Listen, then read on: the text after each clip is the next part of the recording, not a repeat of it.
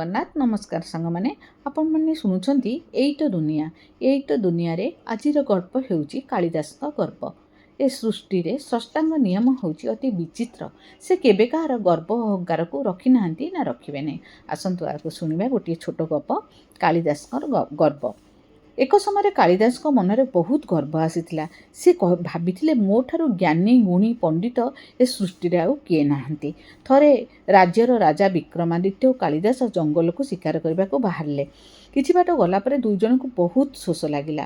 ସେମାନେ ବାଟବଣା ହୋଇଗଲେ, କିଛି ବାଟ ପାଇଲେନି। କିଛି ବାଟ ଗଲା ପରେ ଏକ ଝୁମ୍ପୁଡ଼ି ଘର ଦେଖିଲେ ଓ ସେଠାରେ ଗୋଟିଏ ବୁଢ଼ୀମା ବସିଥିବାର ଦୁଆର ମୁହଁରେ ଦେଖିଲେ। ବୁଢ଼ୀମା ପାଖକୁ ଗଲେ ଏବଂ ବୁଢ଼ୀମାକୁ ପାଣି ପିଇବାକୁ ମାଗିଲେ। ବୁଢ଼ୀମା କହିଲା, ତୁମେ ଦୁଇ ଜଣ ଯାକ ତୁମ ନିଜର ପରିଚୟ ଆଗ ଦିଅ, ତାପରେ ମୁଁ ପାଣି ପିଇବାକୁ ଦେବି। ବିକ୍ରମାଦିତ୍ୟ ଚୁପ୍ ହୋଇଗଲେ, କିନ୍ତୁ କାଳିଦାସ ଆଗକୁ ବଢ଼ି କହିଲେ, ଆମେ ହେଉଛୁ ଦୁଇ ଜଣ ଯାକ ଯାତ୍ରୀ। ତାପରେ ବୁଢ଼ୀମା କହିଲା, ଏ ପୃଥିବୀରେ ଯାତ୍ରୀ ହେଉଛନ୍ତି ଦୁଇ ଜଣ। ଜଣେ ହେଲା ସୂର୍ଯ୍ୟ, ଆଉ ଜଣେ ହେଲା ଚନ୍ଦ୍ର, ଆଉ କେହି ଯାତ୍ରୀ ନାହାନ୍ତି। କାଳିଦାସ ପୁଣି କହିଲେ, ଆମେ ହେଉଛୁ ଅତିଥି। ବୁଢ଼ୀମା କହିଲେ, ଅତିଥି ହେଉଛନ୍ତି ତ ଦୁଇ ଜଣ। ଜଣେ ହେଲା ଧନ, ଆଉ ଜଣେ ହେଲା ଯୌବନ।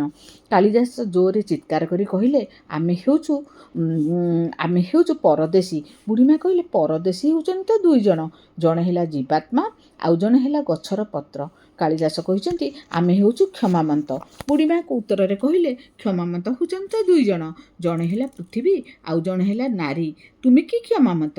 କାଳିଦାସ କହିଲେ, ଆମେ ହେଉଛୁ ରାଜା। ବୁଢ଼ୀମା ଉତ୍ତରରେ କହିଲା, ରାଜା ତ ହେଉଛନ୍ତି ଦୁଇ ଜଣ। ଜଣେ ହେଉଛନ୍ତି ଯମରାଜ, ଆଉ ଜଣେ ହେଉଛନ୍ତି ରାଜା ଇନ୍ଦ୍ର। ତାପରେ କାଳିଦାସ ରାଗିଯାଇ ଚିତ୍କାର କରି କହିଲେ, ଆମେ ହେଉଛୁ ଜିଦି। ବୁଢ଼ୀମା ତା ଉତ୍ତରରେ କହିଲା, ଜିଦି ହେଉଛନ୍ତି ତ ଦୁଇ ଜଣ। ଜଣେ ହେଲେ ନଖ, ଆଉ ଜଣେ ହେଲେ ବାଳ। ଏଇ ଦୁଇ ଜଣଙ୍କୁ ଯେତେ କାଟିଲେ ବି ସେ ପୁଣି ବଢ଼ିବେ। କାଳିଦାସ ପୁଣି କହିଛନ୍ତି, ଆମେ ହେଉଛୁ ଗରିବ। ବୁଢ଼ୀମା କହିଲେ, ଗରିବ ତ ହେଉଛନ୍ତି ଦୁଇ ଜଣ। ଜଣେ ହେଉଛି ବକ୍ରି, ଆଉ ଗୋଟେ ହେଉଛି କନ୍ୟା। ଯେଉଁ କନ୍ୟା ତା ନିଜ ଘରେ ଜନ୍ମ ହେଲା ପରେ ତାର କିଛି ଦିନ ପରେ ଜାଣେ ଯେ ଏ ଘରରେ ମୋର କୌଣସି ହିସ୍ସା ନାହିଁ। କାଳିଦାସ ପୁଣି କହିଲେ, ଆମେ ହେଉଛୁ ହାର। ବୁଢ଼ୀମା କହିଲେ, ହାର? ଏ ପୃଥିବୀରେ ତ ଦୁଇ ଜଣ ହେଉଛନ୍ତି ହାର।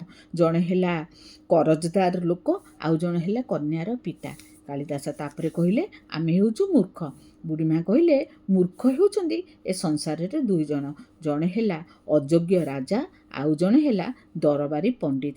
କାଳିଦାସ ବହୁତ ଜୋରରେ ଚିତ୍କାର କରି ରାଗିଯାଇ କହିଲେ, ମୁଁ ହେଉଛି ସେଇ ଦରବାର ପଣ୍ଡିତ। ମୋ ନାଁ ହେଉଛି କାଳିଦାସ।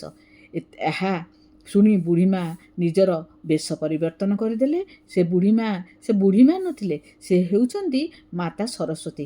କାଳିଦାସଙ୍କର ଗର୍ବ ଓ ଅହଙ୍କାରକୁ ଭାଙ୍ଗିବା ପାଇଁ ସେ ଆସିଥିଲେ।